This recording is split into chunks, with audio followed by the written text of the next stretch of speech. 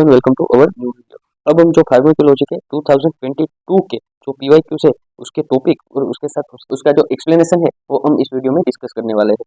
तो अगर आपने पहला पार्ट नहीं देखा 2021 का नहीं देखा तो वो भी आप हमारे चैनल पर देख सकते हैं। साथ ही में फिजियोलॉजी, एनेस्थेसिया, डर्मेटोलॉजी और साइकेट्रिक जैसे सब्जेक्ट के रैपिड रिवीजन उनके पीवाईक्यू और उनके टॉपिक के एक्सप्लेनेशन के साथ हमने चैनल पर अपलोड कर दिए हैं। और बाकी जो सब्जेक्ट है वो भी धीमे धीमे करके सारे सब्जेक्ट यहाँ पे अपलोड हो जाएंगे, इसलिए चैनल को सब्सक्राइब कर दीजिए और वीडियो को लाइक कर दीजिए। चलिए तो एक फार्माकोलॉजी का 2022 का पेपर हम शुरू करते हैं।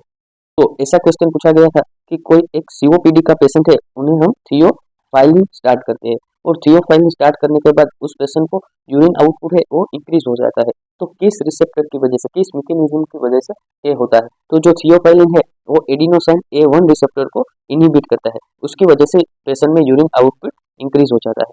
अगर कोई वेरिकोज वेन का पेशेंट है तो अगर उसमें हम एंटीकोएगुलेंट ड्रग शुरू करेंगे, बाद में पेशेंट के जो टो है वो पर्पल हो जाएगा और उसे पर्पल टो सिंड्रोम कहेंगे। और वो किस ड्रग वजह से होता है? तो उसका आंसर आएगा वारफारिन। और बाद में बात करें कि कोई एक पेशेंट है वो वेट लॉस की ड्रग ले रहा है और ये ड्रग है वो जो पेशेंट खाना खा रहा है उसमें से जो फैट ऑब्जॉर्प्शन हो रहा है उसे इनहिबिट कर रहा है। बाद में उस पेशेंट में इजी ब्रूजिंग और इंक्रीज मेंस्ट्रुएशन ब्लीडिंग देखने को मिल रहा है। तो एक किस चीज की वजह से देखने को मिल रहा है? अब देखिए, अगर फैट का ऑब्जॉर्प्शन कम हुआ है तो फैट का ऑब्जॉर्प्शन के साथ जो फैट सोल्यूबल विटामिन है उसका भी एब्जॉर्प्शन नहीं देखने को मिलेगा। तो फैट सोल्यूबल विटामिन है जैसे कि विटामिन ए, डी, ई और के, तो इसका भी एब्जॉर्प्शन नहीं होगा। पर विटामिन के एब्जॉर्प्शन ना होने की वजह से जो कोएगुलेशन फैक्टर है उसमें इफेक्ट आएगा और इजी ब्रूजिंग और मेंस्ट्रुअल ब्लीडिंग इंक्रीज होगा।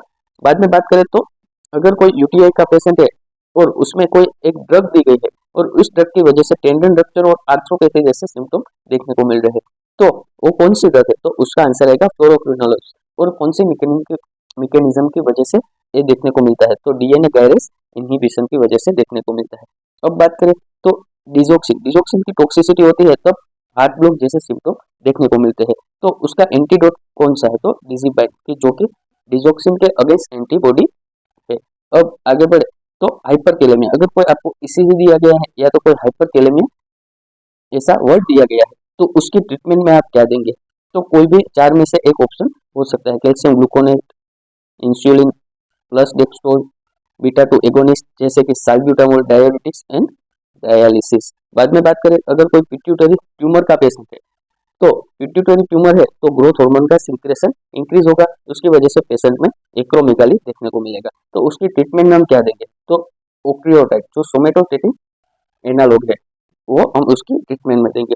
अगर कोई पेशेंट है उसको ईयर नोज के सिम्टम दिए गए हैं जैसे कि राइनाइटिस ईटीसी, और साथ में अगर उसकी हम बायोप्सी लेंगे और बायोप्सी में माइक्रोस्कोप में देखें तो broad based aseptate hyphae with branching at right angle देखने को मिलेगा, तो उसका डायग्नोसिस म्यूकर माइकोसिस होगा और उसकी ट्रीटमेंट हम एम्फोटेरोसिन भी देंगे।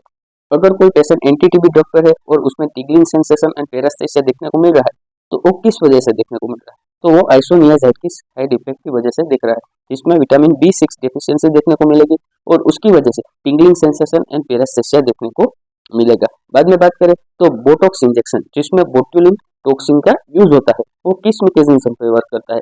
तो वो जो एसिटाइलकोलाइन है उसका रिलीज इनहिबिट करता है। Thank you so much for watching.